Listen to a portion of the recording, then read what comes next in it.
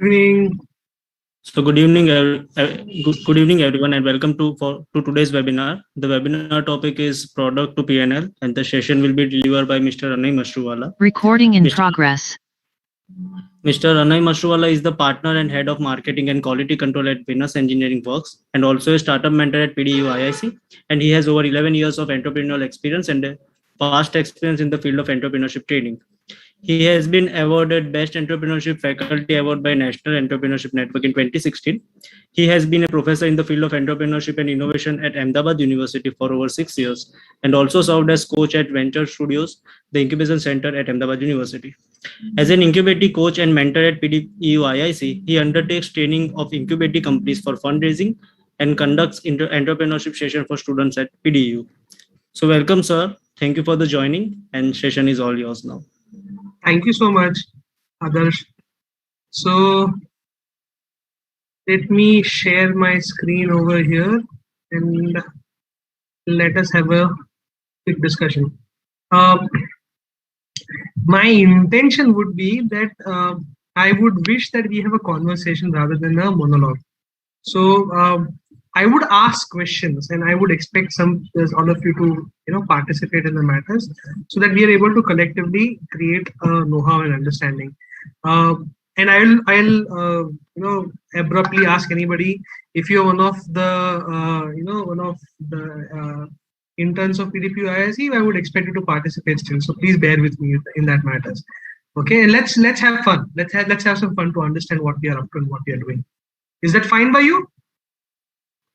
Okay, yes, sir. Okay, so to a larger extent, a lot of us directly, indirectly do research, whether it is for our class, whether it is for something else. But we are into, we are into some of the other engagements while we are doing stuff. So let us understand what we are doing, and let us understand why are we doing it. So first question. So what are your objectives from today's session? In the sense, why have you joined today's session? What is it that you expect from today's interaction and engagement? What are your expectations from today's session? If I can take inputs from Mr. Nishant Mehta. Hello, hi, Mr. Nishant.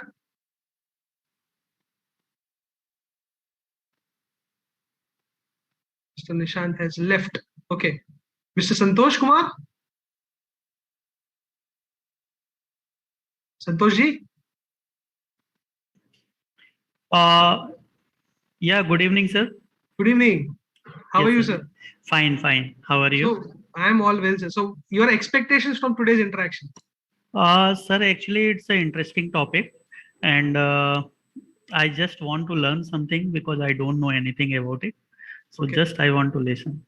Okay, that's great, sir. That's great. Thank you. Thank you. Then Mr. Mohan C. Agarwal.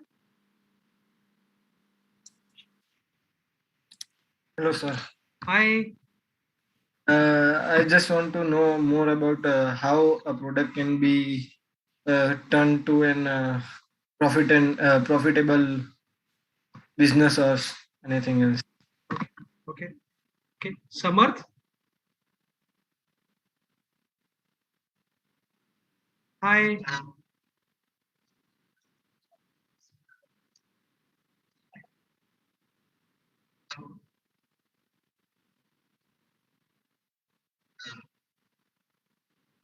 Okay. Okay. Okay. Okay. What about Hetvi?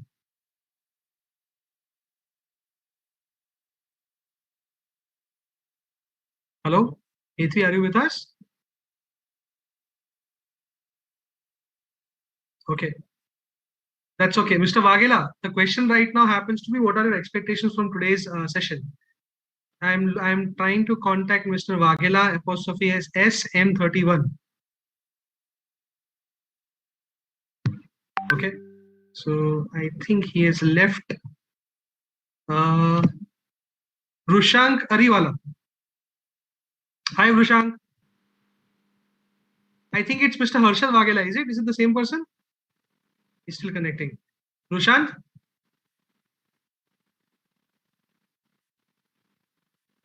Mr. Harshad or Mr. Rushant, anybody can you please answer me? What are the expectations from today's session? Okay, let's move ahead, guys. Let's make it interesting and let's make it conversation oriented. Then it'll be much more fun. So, another question: what is your understanding of what is a product? Hello.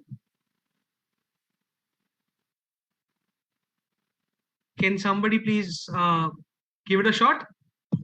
Try to answer this question. Sir, product is the any material or non-material things which we offer to an audience who requires it. Okay, that's very true. So that there is a need of a requirement to be very important. So requirement is needed. Yeah. किसी को भी जरूरत ना हो ऐसी चीज देना उसका मतलब प्रोडक्ट नहीं हुआ. Right? Yes, correct, sir. So that is a very important aspect. Yeah, very true. Anybody else would like to second Santosh sir, or anybody else would like to add anything to what Santosh said? Okay. So this is the definition of a product, so to say. So product is an article or substance that is manufactured or refined for sales. So you're making something so that you are able to sell it, so that you are able to get some value out of whatever you are offering. If you're not able to sell it, if you're not able to provide those things, then there is an issue as far as the product is concerned. Okay, so this is for all the commerce and BBA grads. What does this word PnL mean? What does PnL mean, guys? Profit and loss. Okay, so what does the technical definition of PnL mean? It's profit and loss if we whatever costing we have incurred for manufacturing the product, and when we are selling it, suppose if we are gaining some additional price for it other than our cost, then it is a profit. Or if we are losing some cost when we are selling it, then that is a loss. Okay, very true, sir. Very true. So this is the technical definition for it. It's a little long, but let us understand. The term profit and loss statement refers to the financial statement that summarizes the revenues, cost, and expenses incurred during a specific period. So it's a time bound. Usually quarterly or fiscal. You can do it on a day-to-day basis. These records provide information about company's ability or inability to generate profit by increasing revenues, reducing costs, or by both. Okay, so this is PnL. So for starting off today's session, I first of all try to understand what your expectations are. Then I try to define what the words that we are using are. You know what these words mean. Now, so then I would like to understand: is there a need for people who want to get into startups, or people who want to be because I've been told that this is specifically meant for MTech and ORSP researchers, the people who are doing research and want to commercialize their research. So that is the audience that I'm supposed to target. So is there a need for researchers to understand these topics and understand this journey from a product or say offering to a service? Is there a need for it? Santoshi, we have been conversing, so I would like to have your perspective in the matters. Sir, I would like to listen one more time. No, what do you want to ask actually? Okay. So एक researcher को या फिर एक जो research कर रहा हो from scientific perspective या फिर engineering perspective से कोई research कर रहा हो, उसको ये journey जाननी जरूरी है क्या? कि product से PnL की journey क्या होती है? वो जानना जरूरी है research वालों के लिए? Definitely, sir, because research maybe in the research field also requires to know about the journey of the product. Okay. Because when research is required, then it requires to look deep into all aspects or all steps which are involved in the journey of the product. So there is this. So I am somebody who is not a researcher yet in the practical or the I'm not a research scholar, so to say. I've just enrolled into a PhD program, but I'm just a newbie. So I'm trying to myself understand the philosophies of research. but I have had the honor of mentoring a lot of startups who are from research backgrounds. Okay, Monsi is raising a hand. Yes, tell me. Sir, to take your journey from a product to make it a profitable product, you need to do research. Yeah, that very true, very true. So that is the research that you need to do from a product to PnL. Very true. So the other question happens to be जो लोग अपने scientific researchers होते हैं, scientist लोग होते हैं, उन लोग को ये जानना जरूरी है क्या? That's the question that I'm trying to ask. No, their research is bit different from this research, I think. Okay. ठीक है. Okay. If they are working on a different product or in case a business product, Okay. still they need to know the background of the product they are using, or if it's scientific research, they need not to know about any product. That's a bit debatable. Santoshi, what do you say to what Mohansi is saying? Sir, actually, my view is different. What I told that maybe if anybody is involved in the scientific research also, then that for him the whatever he is doing, whatever he is researching on the field, that becomes a product for him. And all the cycles which are involved in the production or in the manufacturing or whatever it may be, the field, so that is also one kind of product. It may be a physical, tangible or intangible. Very true. It can be a service. So product, when I'm Yes. using the word over here, it is not related to just product. It can be a Yes. service, any kind Service. of offering for that matters. I kind of lean towards you, Santoshi, in these matters, that even when you are trying to research, somebody does a research with a perspective to get publications. Yes, Adarsh. Let me finish my point, and then I'll try to answer the question. Allow you to raise a point. So you want to do research publications. You want more citations. You want more people to recognize you.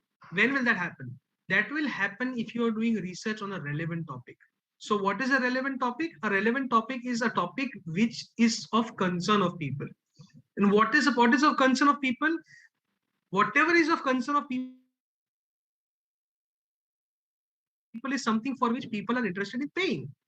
So for that the matters all the more specifically, if the orientation is towards, even for a researcher, is towards the needs of the people, the chances of you getting pure play research citations, pure play research publications into class 1 international journals becomes much more. So this journey, not only for entrepreneurs but for hardcore researchers, is also a very important aspect, because we are talking about applicability of our research. Okay, we are talking about the research that we are doing in the best possible way. So yes, Adarsh, do you want to raise you raised the hand? Tell me. So same that final outcome of a research is a product only, like giving solutions to the problems. True, So true, that very is true. important. Very true, Adarsh. So if you ask me, it is all the more important for the researchers. Thank you for that. So if you broadly look at research, so it's not necessary always to have a product driven thing, but if you broadly look at research, you can broadly divide into two aspects, and both of them are extremely important, and we cannot say one is more important than the other, but I'm just trying to build a perspective amongst everybody. Okay, so please hear me out. There's a lot of words on the slide. You will be able to read it faster, but my intention is that you look at it and listen to it. So the first thought process happens to be the research is driven towards the fundamental sciences. Okay मतलब हमको research करना है कि भैया radio waves कैसे काम करते हैं, हमको रिसर्च करना है कि एक्सरे कैसे काम करते हैं, हमको रिसर्च करना है कि बॉस इंटरेक्शंस कैसे होते हैं, हमको रिसर्च करना है कि pure play technology, we are driven towards discoveries and inventions. Okay, so when we are driven towards discoveries and inventions, we are trying to understand how the sciences are working. We are trying to understand how the nature is working. What are the forces in nature? Is this important? That's a question. Hello? Is this research important?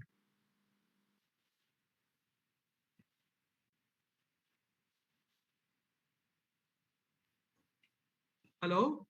Anybody? Anybody wants to answer this? Is this kind of research important? Some bit. I believe that yes, it's important. It's important. See, if you don't do the fundamental research, if you don't discover new things, if you don't discover new sciences, if you don't discover new principles, if you don't invent new things, the chances are that you will never be able to develop technologies of tomorrow. You will never be able to understand what are the applicabilities that may occur in tomorrow's day. Okay, so there is a need for doing research of tomorrow's sciences, of tomorrow's applications, and you don't know what you will find. If Madame Curie wouldn't had found radium, do you think we would have ever found the various kinds of radioactive substances ever? And can we live without radioactive substances? The answer of that question is no. All your laptops, all your mobile phones, everything, all of them have certain amount of radioactive materials which are used in various ways, for measure of time. If we would have not found metal, if we wouldn't have found technologies to melt metal, do you think we could exist today? If we wouldn't have found the technology of semiconductors, do you think we would be talking right now? We won't. But when somebody did that research, did he or she think about the applicability of that research? The answer to that is no. So ideally speaking, there is a discovery that happens about this is happening in the nature. And then there is an invention that happens that, okay, this exists in nature and we can implement this so that we are inventing something new.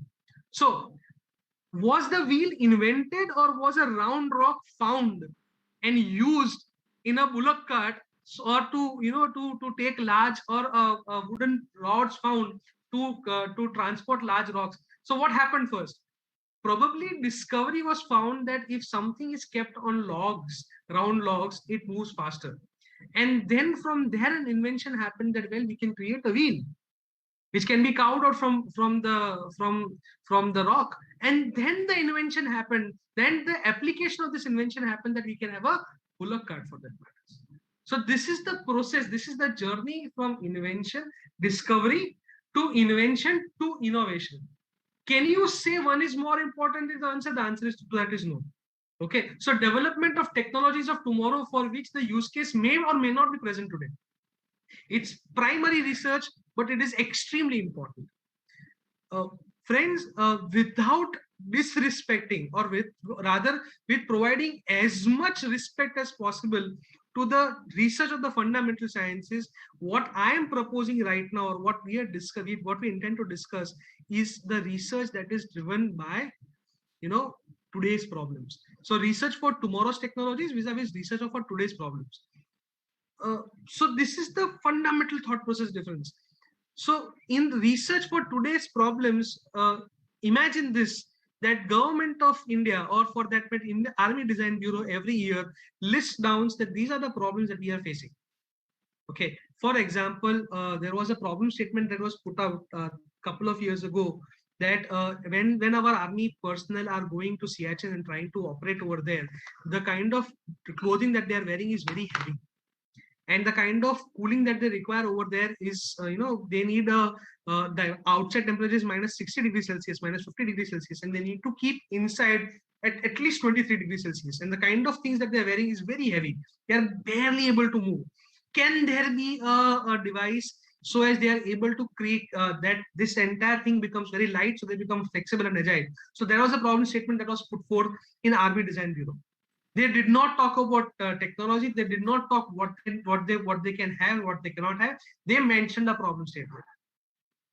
Similarly, imagine a situation that Army Design Bureau put up a problem statement saying that, boss, when India is trying to operate in the sludgy, muddy areas of Kutch, which is the basin of the long lost river of Saraswati, it is very difficult to operate because it is knee deep mud, sometimes even one person's height deep mud in which you are supposed to operate, you're supposed to patrol, and the current scenario and current equipment are not working. Can there be a problem? Can there be somebody who's coming out of a solution?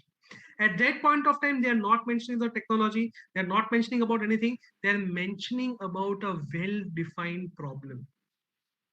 Okay, so when you are trying to solve this problem, when your initiation happens not based on your research, your core competency, your understanding of that core competency, rather it is driven from outside, and then you are trying to build a team of people of variety of core competencies who come together trying to solve a problem, probably the kind of research outcomes that we'll have, probably kind of applicability of the research outcomes that we'll have would be much more effective, much more easily converted into profit, or maybe financial profit, or at least notional profit, or at least applicability of profit. And that is the difference between these two research. And that problem statement, which is industry driven, can be then cut and put into pieces and said, well, this is a small part of the technology which is required, this is a small part of technology that is required, and over here pure sciences need to come in and solve the problem. But then the larger overhanging problem statement is multidisciplinary. It is not driven by somebody's individual know-how, the researcher's know-how. The researcher's biases are limited. So researchers' biases are brought in based on the problem definition that is coming from the marketplace.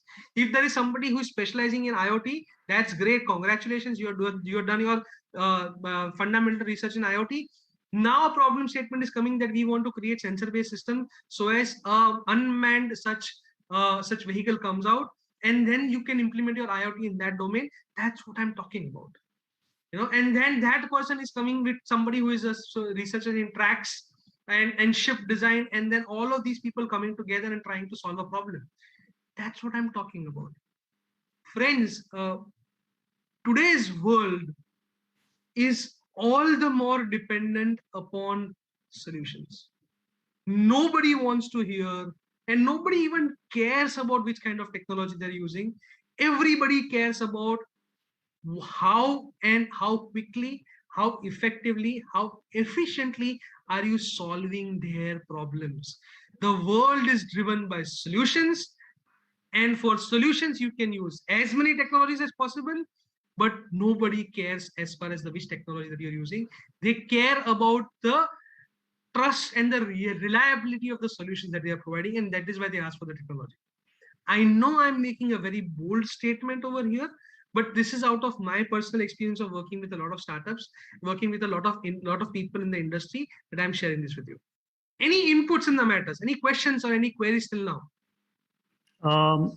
Anay sir, actually, as you said, reliability and sustainability also, I feel so. True, very true, sir. Yeah. Because today's world is continuously changing, and change is an inevident scenario which can happen anytime. So we need a sustainable solution also. Thank you.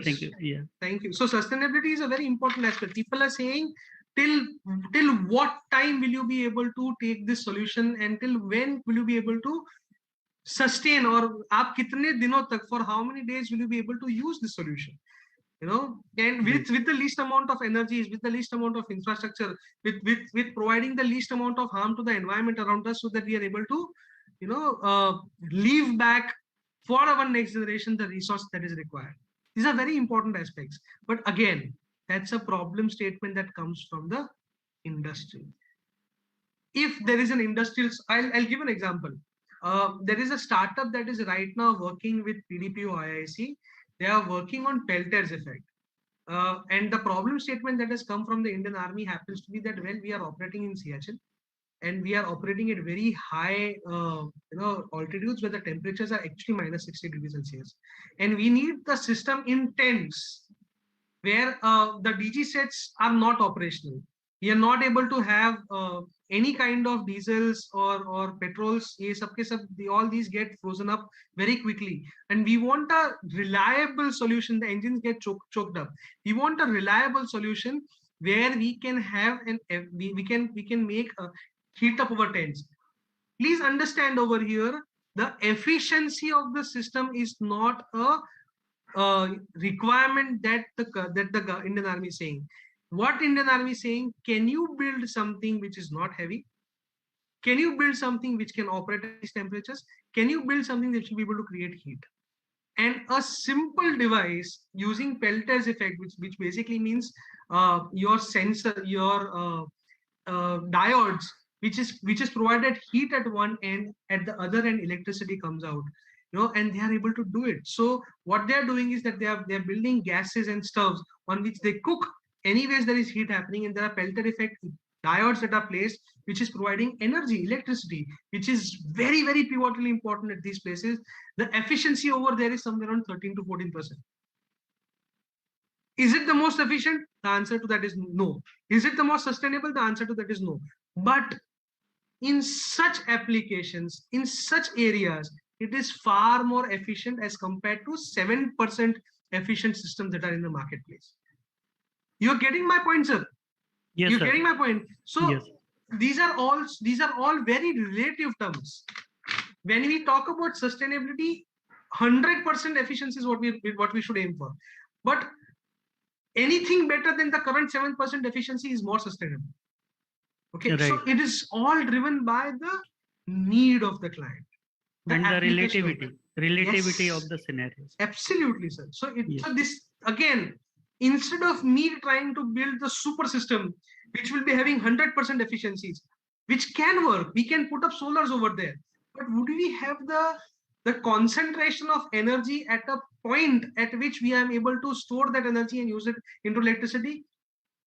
That can be another research project for us to take it forward, sir. But this is what, and again, the other question that was raised over there, why they're not using solar, happens to be that you are creating various kind of signatures. In the sense, people are able to locate you because you put up solar panels over there. You need to be hidden. Okay, so these are all various schematics that are present, and this makes the life of a researcher very interesting. Instead of you developing something and then going to the customer and then trying to sell it, you taking inputs from the client or from the people who are having a problem and then developing something which is a solution which is needed by the customer, the life of the researcher becomes much, much, much easier. I have interacted with not one but so many people, so many technology driven startups, so many people around me who are driven by their love for technology. Very important. But you should be in love with your technology, but you should also be even in deeper love with the people who are having problems. And if there is a technology which you don't know, but at the same point of time which is needed to solve the problem of the client or problem of the user, that's much, much, much more important as compared, and you need to collaborate with people who can understand that. That is the basic message that I intend to share with you guys. Okay, so broadly speaking, these two approaches can be taken a step further and said user-driven approach or product-driven approach vis-a-vis. So product-driven approach or researcher-driven approach vis-a-vis human approach or the user-driven approach. I repeat, product-driven and researcher-driven approach at one side, and at the other side it is user-driven approach and the human-driven approach. So human-centered approach. Friends, the world has been doing research from a product-driven approach or the researcher-driven approach since decades. But then tomorrow's research or tomorrow's philosophies is usually going to come and is usually going to be the problem-driven approach, the user-driven approach, the human-centered approach. At the bottom line, when we are developing anything, there is going to be a human who is going to use it. And we need to bring that human in the equation so as the solution gets implemented. Let me give you a quick example. Around 3-4 years ago, in the city of Ahmedabad, there was an app that was released. Now, this app was released by Ahmedabad Municipal Corporation, wherein you as a citizen, if you find any kind of garbage anywhere lying on the road, you can click the photograph on that app. If you have that app, you can click that photograph, and that photograph would be sent to the right set of people who are the decision makers of that specific area with that photograph with geolocations, so as it can be removed very easily. Wonderful idea, easily acceptable, easily implementable, excellent. But that app miserably failed. You know why? Unfortunately, the people who were involved from the government side, their aspirations, their understandings, their needs were not taken care of. So there used to be complaints raised, and the complaints used to come up and complaints used to be filed. But then And if the complaint is not answered within a specific period of time, people used to yell at these government officers, and then eventually at a one fine point of time, the government officer said, we cannot do it, it is beyond our capacities and capabilities. So people started posting photographs, the responses never came in, and after a period of time, this entire gambit failed. Instead of this, if the same thing could have been gamified, same thing could have been given based on incentives, same thing could have been given a positive motivation, chances of its successes might have drastically increased. Unfortunately, the human in this entire ecosystem, because it was not taken into account, the entire application kind of missed out. Such an important aspect, that it's not the user alone. User from people who are enabling the thing to happen also need to be taken into consideration when you are trying to build a solution. So product driven or founder driven approach, the source of the inspiration is inside. It is the researcher's technology, his or her know-how, the technology system developed, and then use case from the same. So technology is first developed, and after the technology is developed, that person goes out in the market. Can there be can there be an application thereof? Can there be an application thereof? The advantage is that a cutting edge of technology gets developed, which may not be commercialized today, but in long term, the smart guy will find the innovative solutions thereof. Okay, so this is something where you want to understand what is the limit of radar technology today. Okay, somebody was yesterday in a screen talking about a camera-driven, AI-driven photo image AI-driven solution for identifying drones at a distance of 1.2 kilometers. Okay, very interesting idea. But unfortunately, there are limitations of technology today, and at least limitation of technology is access to the startup. That this person does not have access to that level of technology, that he can see this far away using the cameras that he's having. Probably he'll be able to develop an artificial intelligence mechanism. Probably he'll be able to do it. But would it be accurate today? I don't know. Only time will say. But what I'm trying to tell you is, at the same point of time, if you would have identified, okay, can this be used for something else?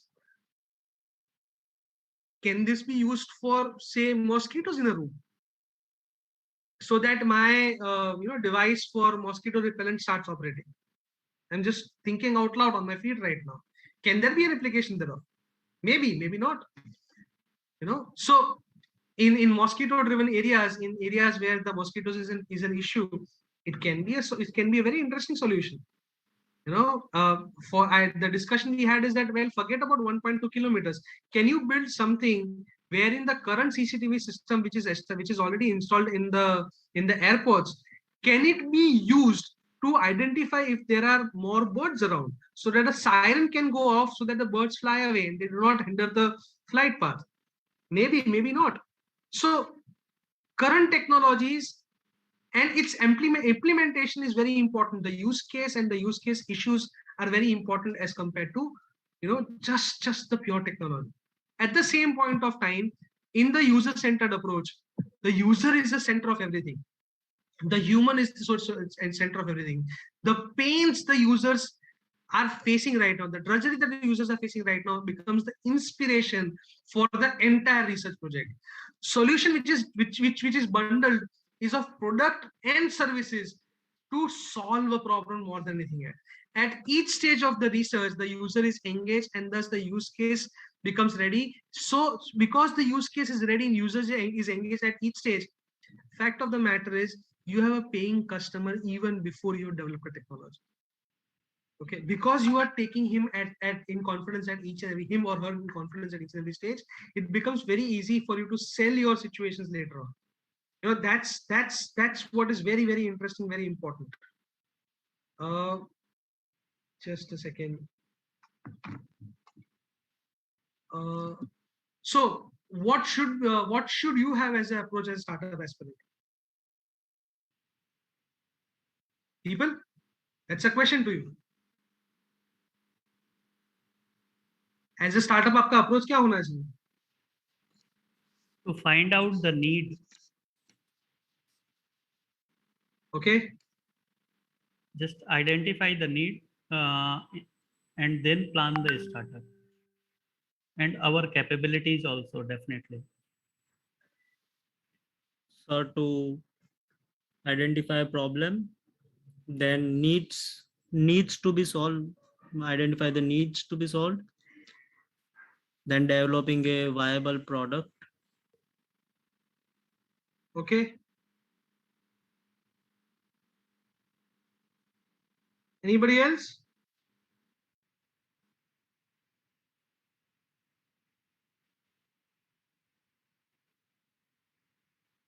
Hello?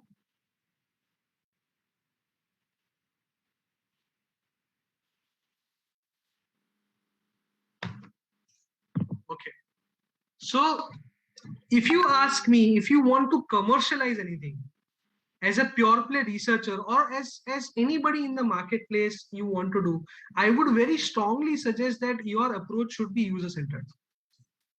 Okay, you need to identify each and every person, each and every human who is going to be directly, indirectly affected, who is going to partner with you, who is going to be associated with you, so as you are able to deliver at the end level, and you are able to create value for somebody else, and while creating value for somebody else, create value for yourself.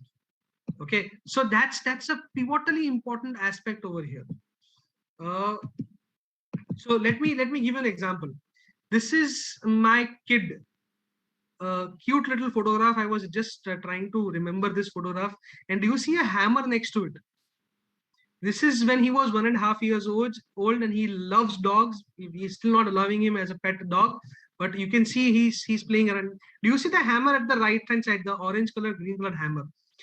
Now, as a kid, this little chap, because he's an engineer's son, I bought him this hammer and I wanted him to play with it. And he used to hold the hammer in the wrong way. The broader portion, wo wahan se do haath se utha. He used to pick up that hammer from that side and he used to hit from the handle side. He used to play around. He used to throw things up. He used to play it, and it used to make some funny noises when it was hit in the right direction. Now he was always amazed that while I am hitting it, it makes a choo-choo noise, and when he's hitting it, he's not able to. So I taught him that when you hold the hammer from here, from the handle side, and if you hit it, it'll make a noise, the choo-choo sound. And he learned it. Now, as he learned it, anywhere and everywhere he wanted to do, he was just hitting hammer everywhere. He used to hit hammer at the class, he used to hit hammer everywhere. When he used to eat, when he wanted to eat, he used to hit hammer on the dish.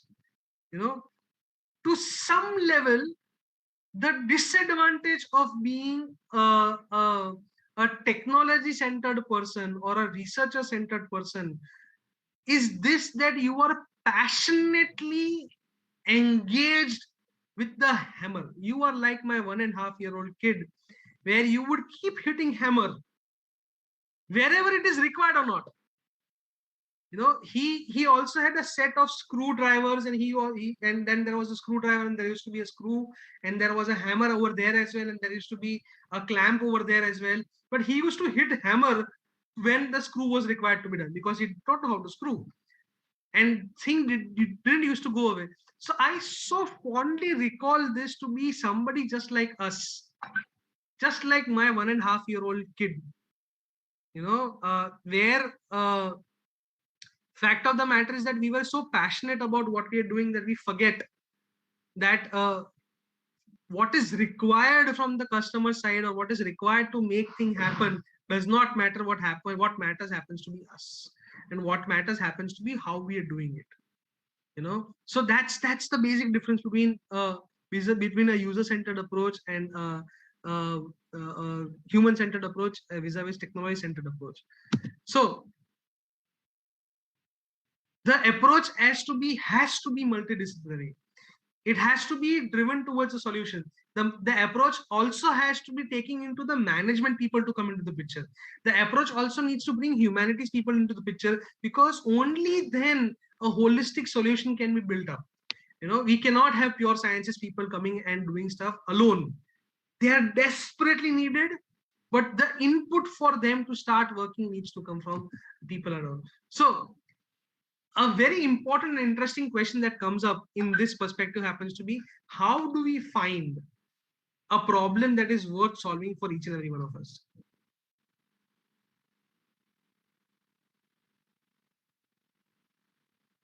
Hello? How do we find a problem? Anybody? What is the best solution? What is the best problem that you can solve, or you should be able to solve? Sir, like if you have a problem in your life, you can do a survey with more people that it's not just your problem. You can help others by solving that problem.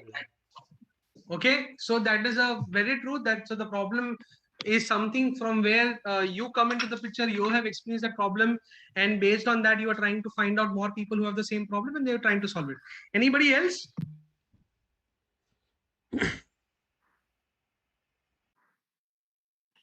By triggering the area of a pain of an individual or targeting it. I'm sorry, can you repeat that? By targeting the pain of an individual facing, we can relate it more. Okay.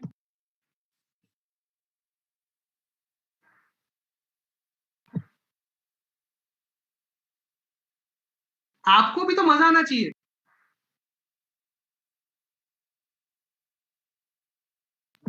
Let me redefine the question. What is a problem जो कि आपको मजा आए? You know, you can solve it based on your core competencies.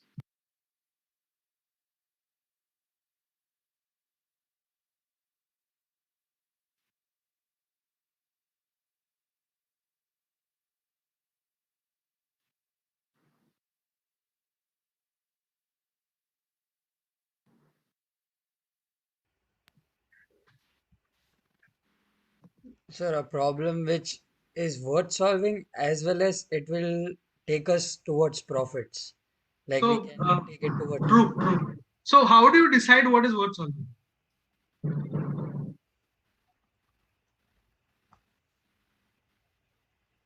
As you said, sir, first identify the core competencies of ourselves, then just look for the problems in the relevant areas and identify the problem which can be suitably addressed and which is not very much explored till now.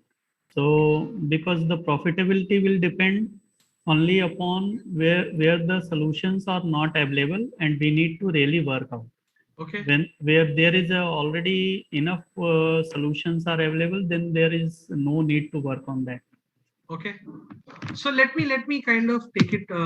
So this is a very well-renowned book, a title which is known as Ikigai. If you'll pick up any of my YouTube videos, or if you'll pick up some of the things, or if you attended some of my sessions, you would probably be knowing this by heart. Some of the IIC interns would have gone through this 1,000 times, maybe. 1,000 might be an exaggeration, but 10-15 times. So this the concept is lucky guy or ikigai? It is ikigai. Okay. Ikigai. So ikigai is a Japanese concept known as reason for being. Okay. So what it says is that it's you start from what is it that you love to do. In the sense, what is it that you can do for a 1,000 days without any kind of money, without any kind of fame?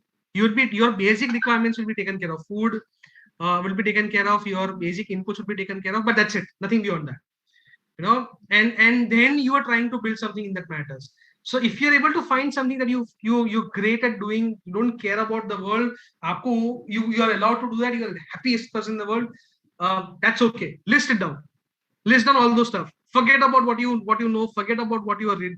What is the degree that you are having. Forget about which is the background that you are from. Forget about all those things. What is it that makes you happy? Period. List it down.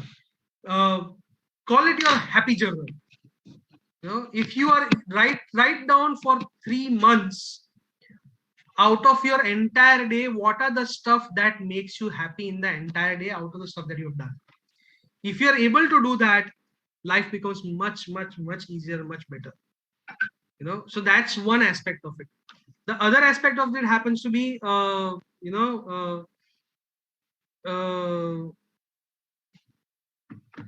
the other aspect of that happens to what you're good at. When you're writing down what you're good at, forget about what you love to do, forget about what the people will pay, forget about everything else, and forget about just your engineering degrees or just your commerce degrees. Find out what you're really good at. For example, I love to cook and I love to talk.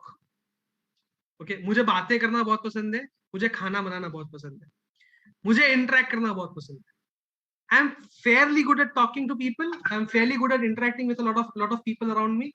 When I'm saying fairly good at, since it has been 13-14 years since I've been in college, but in my college days from around 6th standard, I went ahead undefeated in GDs and debates and public speaking competitions. So yeah, that's where I was. So that level of good at. Can you find something what you are really good at and you are very happy to do? I'll give an example. I love to talk. I love to cook. Okay, I'm fairly good at talking, GDs and debates. So what are the options for me? Find out things that people will pay you for while you are doing what you love to do and what you're good at. Let me give an example.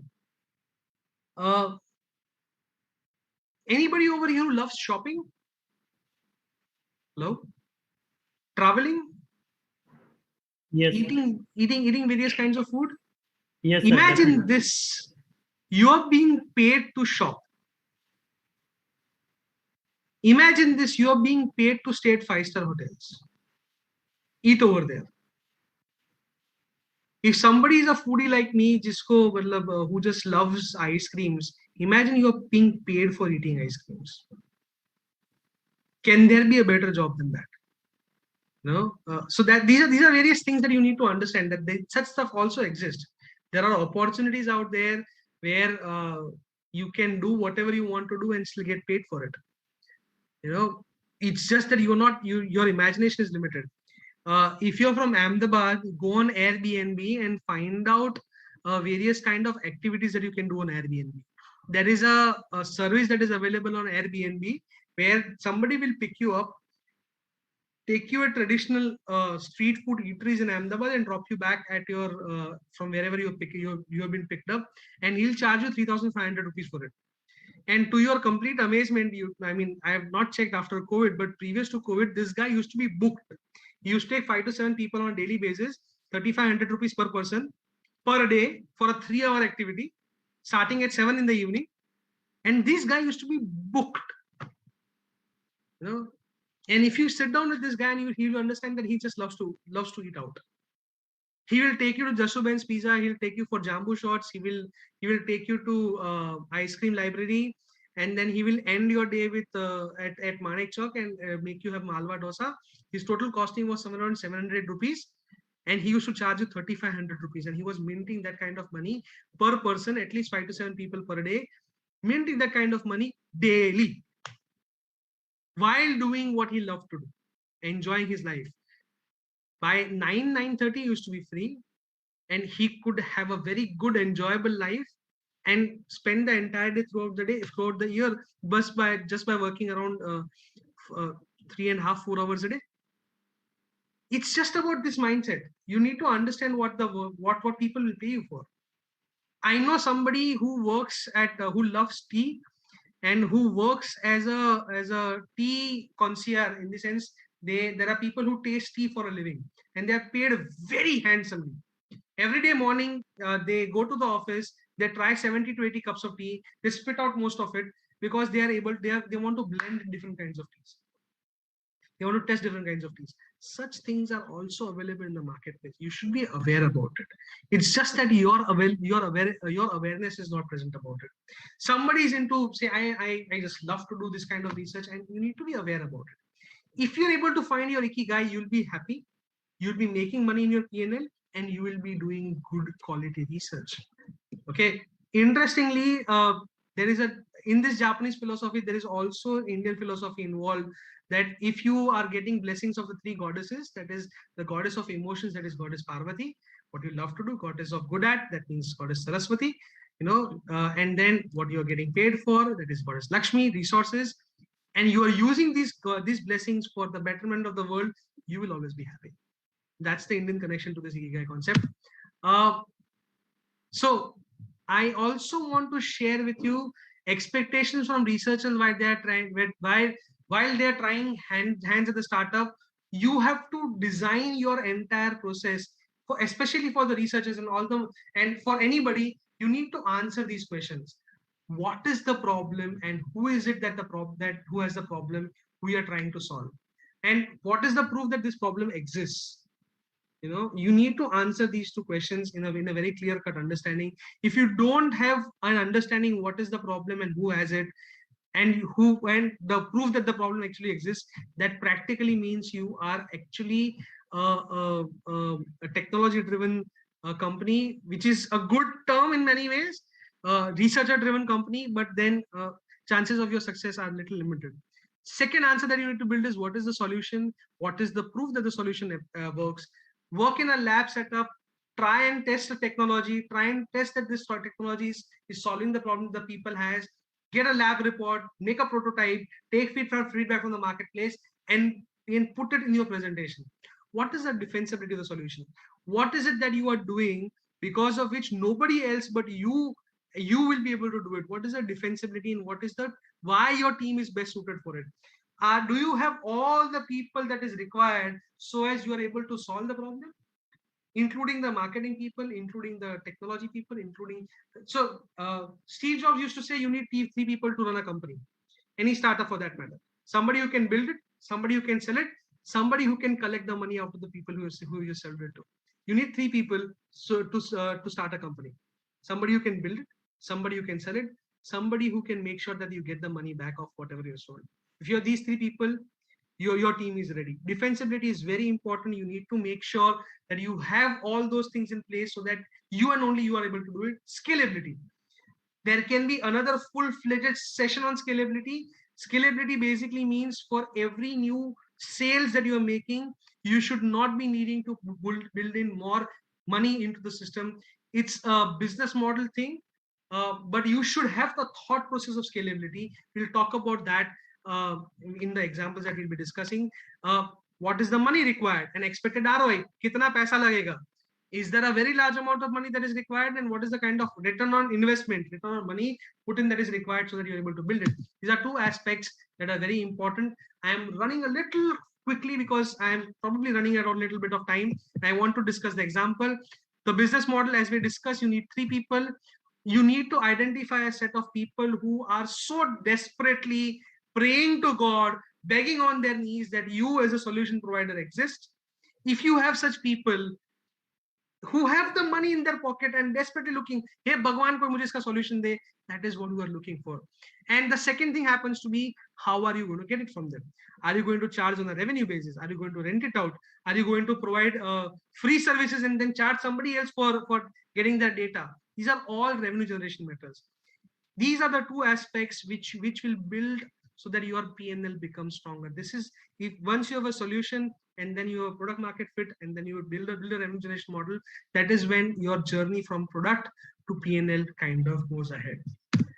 Let me take two examples. The first example is that of a startup which came to us at PDPU mentioning that they have found out a way to be able to make graphene of the same level of quality that is required in the marketplace at much lower cost in India. As a matter of fact, Ahmedabad. We said, congratulations, but so what? Congratulations that you can make graphene at a very low price. But who needs graphene? And what is the total market share of graphene right now? Well, the answer is pretty threatening, because graphene is tomorrow's technology, no questions about it. See, somebody can make it at a low price point, that is great, congratulations. But is there somebody praying to God, begging on his or her knees that they exist? The answer to that in pure graphene form is no.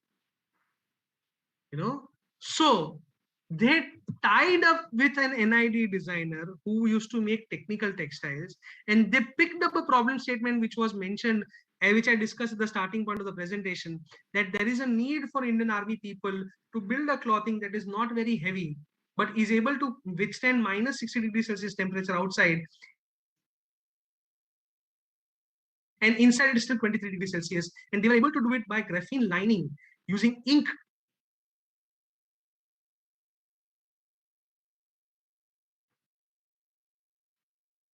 graphene insulator, and graphene is a super. So he made a insulator sheet of graphene, which was able to keep the heat that he's generating inside, and he also made a superconductor of graphene, so as the electricity is flowing through it and it is able to heat. So it is a heated jacket, but because graphene is so light, the total weight of this jacket is very less. They developed this product.